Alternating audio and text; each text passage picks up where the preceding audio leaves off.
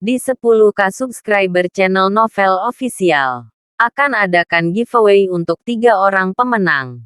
Jangan lupa untuk selalu komen dan like untuk setiap video.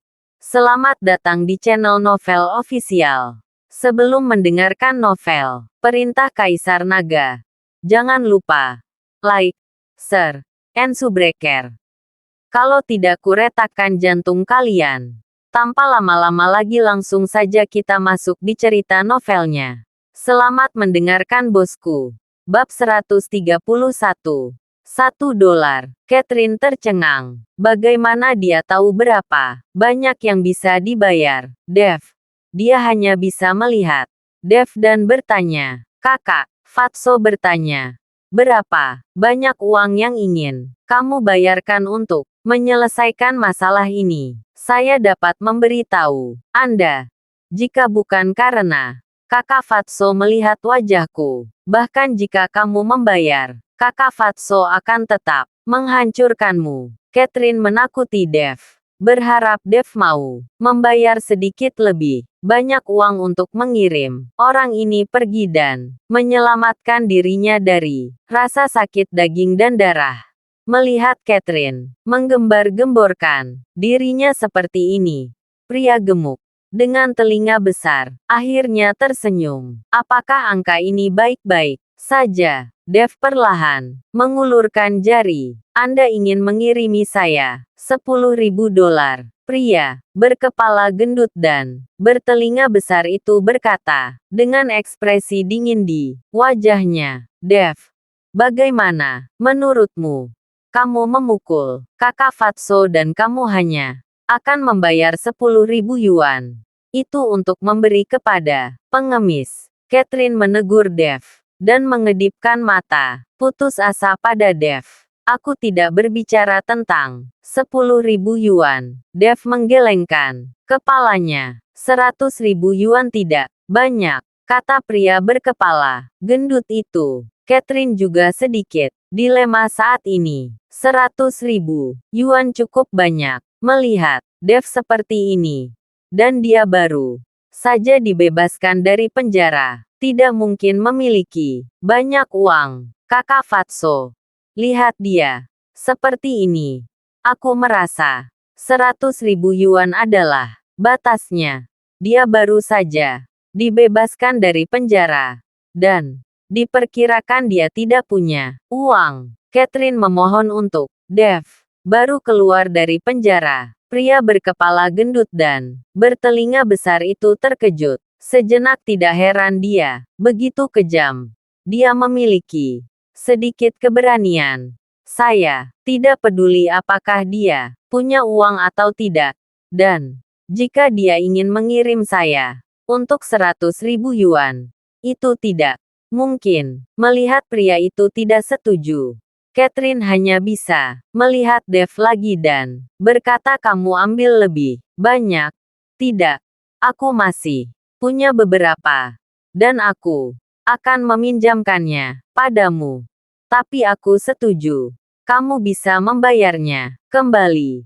Dan uang ini adalah pendapatan saya. Saya hanya meminjamnya untukmu demi wajah Yvonne. Aku tidak berbicara tentang 100.000 yuan. Dev menggelengkan kepalanya lagi. Melihat Dev mengatakan, itu bukan 100.000 yuan. Catherine tercengang. Tetapi, pria berkepala gendut itu memiliki kegembiraan di wajahnya. Tetapi dia masih berpura-pura dingin dan berkata, apakah maksudmu? 1 juta. Jika begitu, aku bisa menghasilkan 1 juta. Saya tidak akan peduli dengan Anda. Karena Anda juga telah memasuki permainan. Saya dapat membiarkan Anda bergaul dengan saya. Aku sedang berbicara tentang $1. Dev berkata, mengeluarkan koin dari sakunya dan melemparkannya dengan lembut ke tangannya. Melihat Dev dan membayar dirinya $1, pria itu tiba-tiba menjadi marah. Kamu berani bermain-main denganku? Aku akan membunuhmu hari ini. Kemudian Catherine langsung marah Dev. Apa Maksudmu, saya memohon belas kasihan. Tetapi Anda tidak menghargainya. Hanya menawarkan $1. Saya tidak peduli lagi dengan Anda. Catherine dibuat kesal oleh Dev. Jika bukan karena Yvonne, dia tidak akan peduli dengan Dev. Catherine menghindar. Dan pria gemuk dengan telinga besar mengambil kursi dan menabrakkannya ke arah Dev. Kali ini, dia membawa lebih dari selusin orang. Tetapi dia tidak lagi takut pada Dev. Dan serangannya jelas jauh lebih kejam. Jadi dia langsung menyerangnya. Tetapi ketika pria berkepala gendut dan bertelinga besar itu menabrak Dev, Dev tiba menjentikkan koin di tangannya. Dan koin itu mengenai pergelangan tangan pria itu seperti peluru. Semburan rasa sakit yang parah datang. Dan pria itu membuang kursi di tangannya. Melihat pergelangan tangannya, dia sudah berdarah. Bunuh dia. Bunuh dia. Untukku. Pria berkepala gendut itu menggeram. Melihat ini, selusin orang yang dibawa oleh pria itu mengeluarkan senjata mereka dan bergegas menuju Dev. Kakak Dev. Melihat ini, Yvonne sangat ketakutan sehingga dia berteriak dan ingin melindungi Dev. Tetapi ditahan oleh Catherine. Pada saat ini, kata-kata Yvonne di masa lalu juga sia-sia untuk mengambil nyawanya sendiri. Bab 132. Aku menyesalinya. Menghadapi lebih dari selusin orang. Dev masih duduk di kursi. Bahkan tidak bergerak. Dan ekspresi wajahnya tetap sama. Hanya saja dia mengambil sepiring kacang di atas meja. Lalu tiba-tiba meraih segenggam. Dan melemparkannya ke selusin orang yang bergegas. Melihat Dev melempar kacang ke arahnya. Semua lusinan orang menunjukkan penghinaan di wajah mereka. Dan tidak ada yang menghindar. Kerusakan apa yang bisa dilakukan kacang pada tubuh. Tapi segera, selusin orang ini menyesalinya. Karena mereka merasa kacang itu mengenai tubuh mereka. Seolah-olah terkena peluru. Seluruh tubuh mereka tiba-tiba bergetar. Dan kemudian mereka jatuh ke tanah satu demi satu. Ada darah yang mengalir keluar. Melihat adegan ini, pria berkepala gendut dan bertelinga besar itu tercengang. Seluruh tubuhnya sepertinya tidak bisa bergerak. Dan dia menatap tanpa bergerak ke bawahan yang mati di depannya. Ini apa yang terjadi? Pria berkepala gendut dan bertelinga besar itu menelan ludah. Tidak ada jawaban untuknya. Karena Catherine tertegun untuk waktu yang lama saat ini. Dia tidak berpikir bahwa Dev begitu kuat. Catherine secara naluriah menoleh ke Yvonne. Dia berharap Yvonne bisa menjelaskan padanya apa yang terjadi pada Dev. Pada saat ini, Yvonne juga terpana. Dia bahkan tidak tahu bahwa Dev memiliki kemampuan seperti itu. Hanya dengan segenggam kacang, dia langsung membunuh lebih dari selusin orang yang luar biasa. Apakah kamu masih ingin membunuhku? Dev bertanya dengan acuh tak acuh. Menatap pria berkepala gendut itu. Jakun pria itu berguling dan ingin mengatakan sesuatu. Tetapi melihat ekspresi acuh tak acuh Dev, dia tidak bisa mengatakan sepatah kata pun. Setelah beberapa saat, pria berkepala gendut dan bertelinga besar itu terbangun dari keterkejutannya. Dan setelah mencoba yang terbaik untuk mengambil 2 napas dalam, dia berkata kepada Dev, "Wah, kamu benar-benar memiliki 2 pukulan. Tetapi kamu tahu siapa aku? Apakah itu? Saya anggota geng naga api. Dan jalan ini juga kekuasaan geng naga api. Jika Anda memukul saya sekarang, Anda dikenal oleh seluruh geng naga api.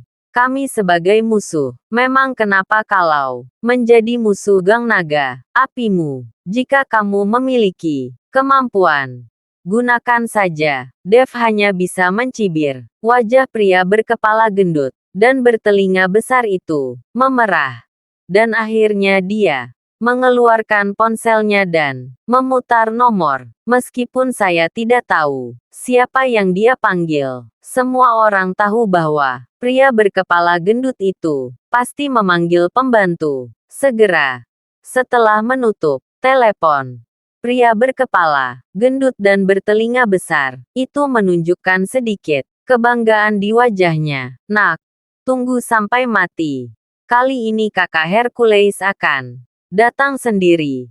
Bahkan jika Anda memiliki 100, jangan berpikir untuk pergi hidup-hidup. Pria bernama Hercules ini sekarang pemimpin. Sementara setelah Stanley meninggalkan Gang Naga Api dan menyerahkan segalanya kepada Hercules untuk mengurusnya. Jadi, sekarang ada masalah.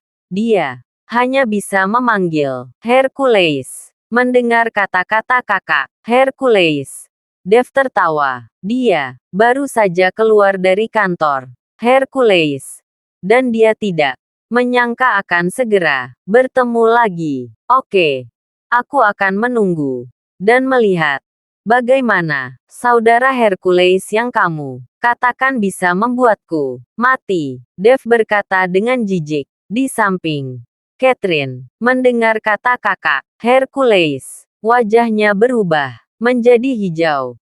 Dia buru-buru mengedipkan mata pada Yvonne dan kemudian berbisik di telinga Yvonne, tolong bujuk Dev untuk pergi.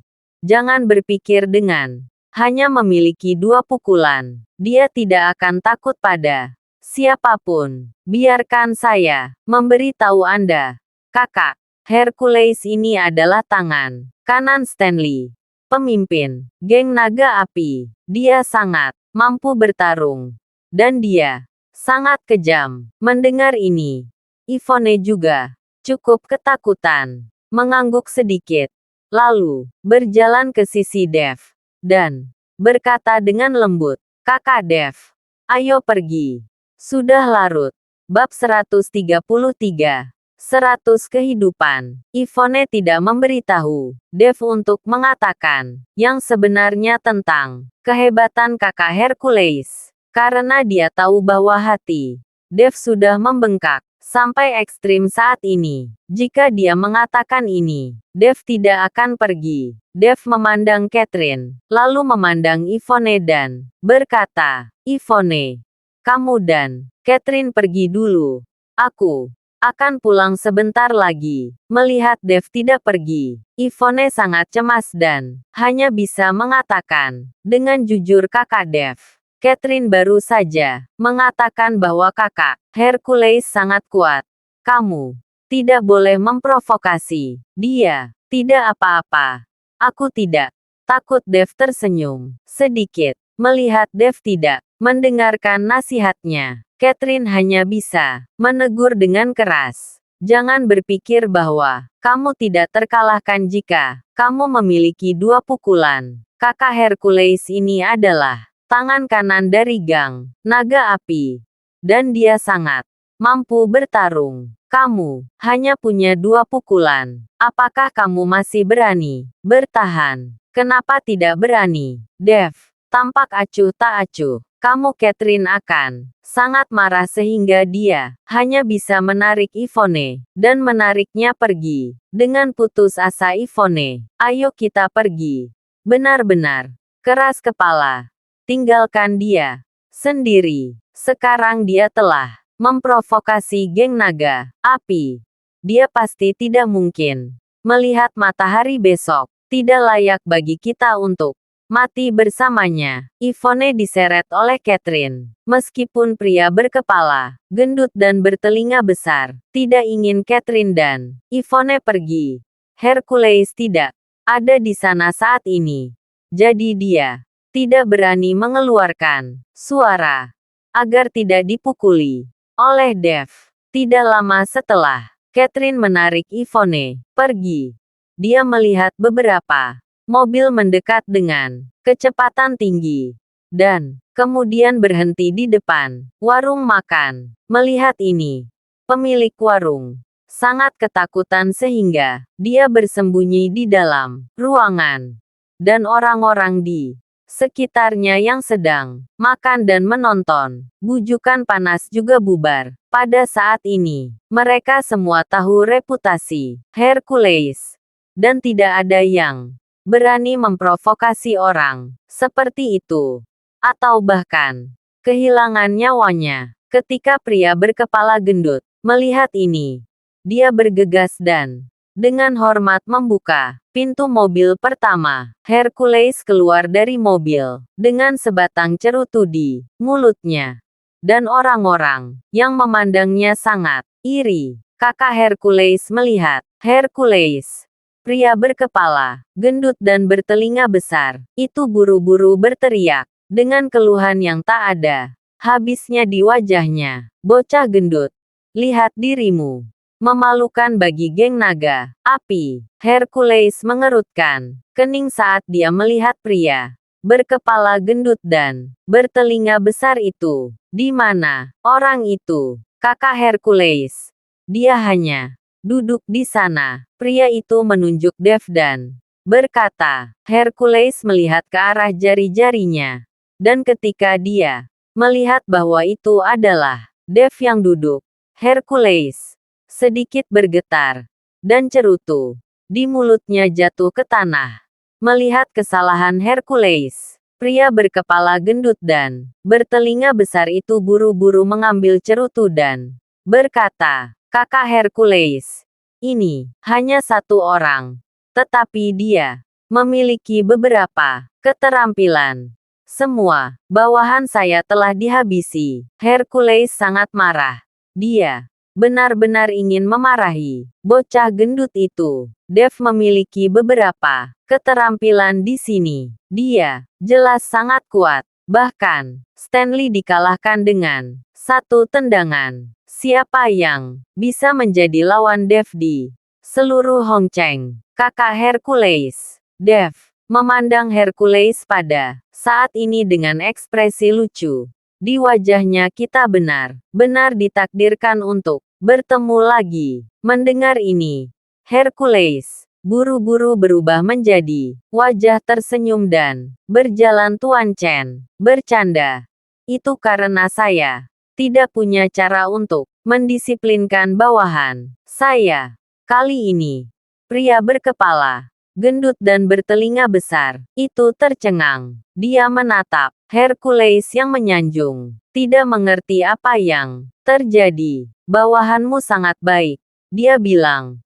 Meskipun aku punya 100 nyawa, aku tidak bisa hidup sampai malam ini. Sudut mulut Dev terangkat sedikit dan berkata, bagaimana mungkin kemampuan Tuan Chen? Siapa yang bisa menghentikan Anda di Hong Cheng? Hercules tersenyum canggung, lalu menatap pria gendut dengan telinga besar dan berkata, bocah gendut, cepat ke sini. Bab 134. Membeli mobil. Pria berkepala gendut dan bertelinga besar itu memiliki ekspresi bingung di wajahnya. Jadi dia hanya bisa berjalan perlahan, jangan berlutut untukku, dan meminta maaf kepada Tuan Chen. Hercules menendang pria itu dengan keras. Puff. Pria berkepala gendut dan bertelinga besar berlutut di depan Dev sekaligus. Oke. Jangan kenal denganku. Aku tidak akan menyentuhmu sampai kamu bisa menemukan kesalahan bawahanmu. Dan kamu, jangan memprovokasi saya dengan mata butamu. Dev tahu bahwa Hercules hanya berpura-pura di depannya untuk memberinya wajah. Dev melukai Stanley. Dan kebencian ini dibentuk dengan gang naga api. Tidak mungkin bagi Hercules untuk benar-benar menghargai dirinya. Setelah Dev selesai berbicara, Dia bangkit dan pergi. Hercules menatap punggung Dev dengan pancaran dingin di matanya. Kakak-kakak Hercules. Orang ini adalah. Melihat Dev pergi.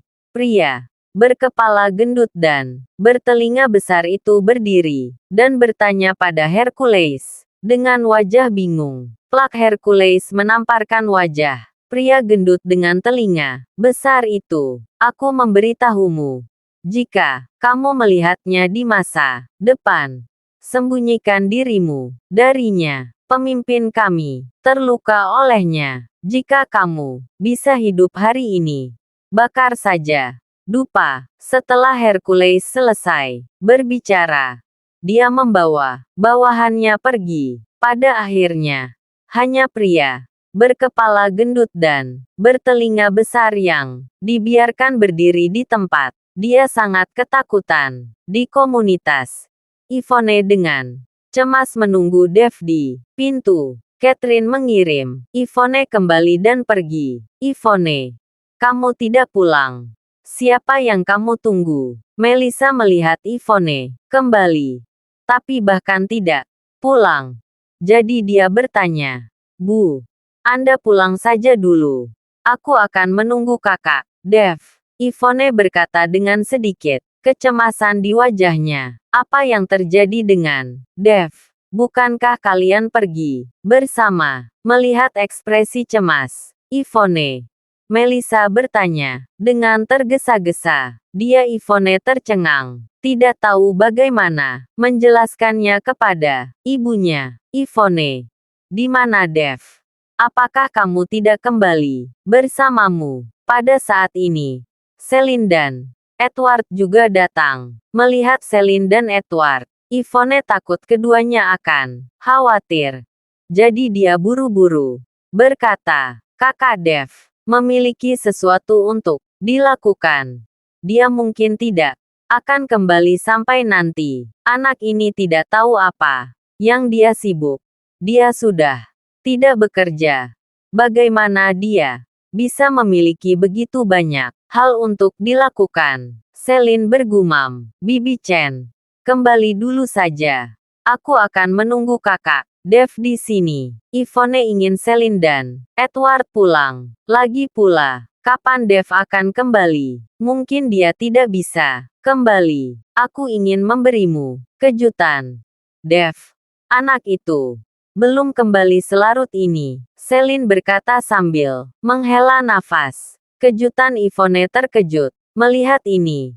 Melissa buru-buru menjelaskan Paman Chen melihat bahwa Anda dan saudara laki-lakinya, Dev sedang bekerja dan tidak nyaman untuk naik bus bolak-balik.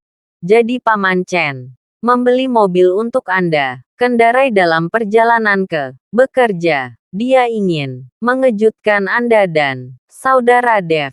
Yah, dia tidak kembali pada akhirnya. Melissa, ada juga uangmu di mobil ini. Itu dibeli oleh keluarga kami untuk dua anak kami. Celine berkata dengan cepat. Lupakan saja.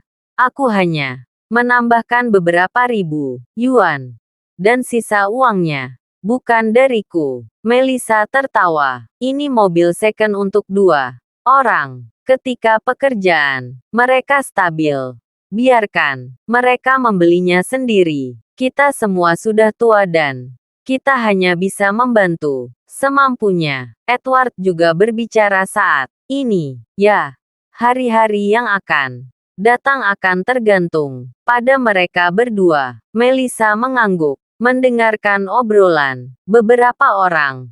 Wajah Yvonne langsung memerah. Dan para tetua dari kedua keluarga sudah mengenali urusannya. Dan Dev, Yvonne tidak memiliki keberatan di hatinya mengikuti kontak Dev. Selama ini, dia juga menemukan bahwa dia secara bertahap jatuh cinta pada Dev. Bab 135. Itu hanya sikap Dev. Yvonne tidak tahu. Dan dia tidak bisa menebak Dev. Ini sudah sangat larut. Apa yang kalian bicarakan di pintu? Pada saat ini, Dev berjalan dengan senyum di wajahnya. Kakak Dev. Melihat Dev kembali, Yvonne bergegas dan menatap Dev dengan prihatin untuk melihat apakah Dev terluka. Ketika Melissa dan Edward melihat Yvonne mengikuti Dev, mereka berdua tertawa. Hanya Celine yang menghela nafas. Akan sangat bagus jika saya bisa melihat dua anak menikah. Ketika Dev mendengarnya, dia ingin menjelaskan kepada orang tuanya bahwa dia baru saja memperlakukan Yvonne sebagai saudara perempuannya. Tetapi, melihat mata panas kedua orang dewasa, dia tidak tahu bagaimana berbicara. Bu, jangan khawatir. Aku akan menemukan cara untuk menyembuhkan matamu. Dev tidak punya penjelasan. Dia hanya berkata ringan, aku sudah terbiasa. Tinggalkan aku sendiri. Kalian berdua bekerja keras. Dan kamu akan kaya di masa depan. Kamu membeli rumah pernikahan dan membeli mobil. Ayahmu dan aku mungkin tidak akan bisa membantu kamu lagi. Celine berkata dengan sedikit penyesalan. Bagaimanapun, Dev belum menikah. Tetapi orang tua mereka tidak memiliki kemampuan untuk membantu. Saya merasa sangat bersalah. Celine, jangan seperti ini. Tidak apa-apa bagi kedua anak itu untuk hidup dengan baik. Pokoknya keluargaku tidak menginginkan apapun. Melissa menepuk bahu Celine. Dev mendengarkan, dan hatinya merasa tidak nyaman untuk sementara waktu. Dia benar-benar tidak tahu bagaimana membuka mulutnya. Kakak Dev, Paman Chen, membelikanmu mobil. Kita bisa menggunakan untuk pergi bekerja besok. Yvonne berkata kepada Dev bahwa dia melakukan ini untuk menyela pembicaraan para tetua. Lagi pula, dia dan Dev bahkan belum menjalin hubungan. Masih terlalu dini untuk membicarakan pernikahan mereka. Dev, ayahmu berlari sepanjang hari-hari ini. Meskipun mobil yang dia belikan untukmu bukan mobil yang bagus, itu lebih baik daripada naik bus ke tempat kerja. Melissa juga berkata kepada Dev. Ketika kelompok itu berjalan ke bawah, Dev dan Yvonne melihat ada sedan Civic putih perak yang diparkir di tempat parkir di lantai bawah. Tetapi, pada pandangan pertama itu, bukan mobil baru. Dev, ini adalah Civic bekas. Meskipun bekas, jaraknya baru beberapa kilometer. Ini masih mobil bekas. Mobil dalam kondisi baik. Saya membelinya untuk Anda. Lumayan mahal. Itu 40.000 yuan. Maafkan ayah karena tidak membelikanmu yang baru. Edward berkata pada Dev. Meminta maaf. Dev mendengarkan kata-kata Edward, dan matanya tiba-tiba menjadi basah. Ayah, mobil ini sangat bagus. Saya dapat menghasilkan uang sekarang. Anda tidak perlu khawatir tentang itu. Yah, aku bisa merasa lega melihatmu pergi bekerja dengan tenang. Selama kamu bekerja keras, semuanya akan baik-baik saja di masa depan. Edward mengangguk dan menyemangati Dev. Dev ingin pergi bekerja selama beberapa hari. Tetapi, dia membuat alasan untuk tidak bekerja. Karena, pekerjaan akan terlalu mempengaruhi kultivasinya. Tetapi sekarang dia tidak berani berpikir untuk tidak bekerja. Jadi dia hanya bisa pergi bekerja sementara untuk menstabilkan emosi orang tuanya. Keesokan harinya, ketika Dev mengendarai Civic bekas ke perusahaan, dia diejek oleh sekelompok orang. Tetapi Dev tidak peduli, dan Yvonne juga menutup telinga terhadap kata-kata semua orang. Pada saat ini, dia sangat bahagia. Dia bisa duduk di kopilot setiap hari dan pergi bekerja dengan Dev. Setelah pulang kerja, dia senang. Dev, kamu harus menagih hutang hari ini. Atau kamu akan aku pecat. Tidak lama setelah pergi bekerja, Billy menemukan Dev dan memesan. Apa yang terjadi tadi malam? Dev, yang sangat dibenci Billy, memukuli dirinya di depan umum dan mempermalukan dirinya sendiri. Billy tidak bisa melepaskannya begitu saja. Dev memandang Billy dengan dingin. Tetapi dia tidak masuk akal baginya. Tetapi Yvonne sedikit cemas. Manajer Cui. Dengan begitu banyak akun. Bagaimana mungkin saudara Dev memintanya dalam 1 hari? Bukankah itu membuatnya malu? Dev tidak berbicara. Tetapi Yvonne mengeluh untuk Dev. Terima kasih sudah mendengarkan cerita novel Perintah Kaisar Naga. Sampai jumpa di cerita selanjutnya.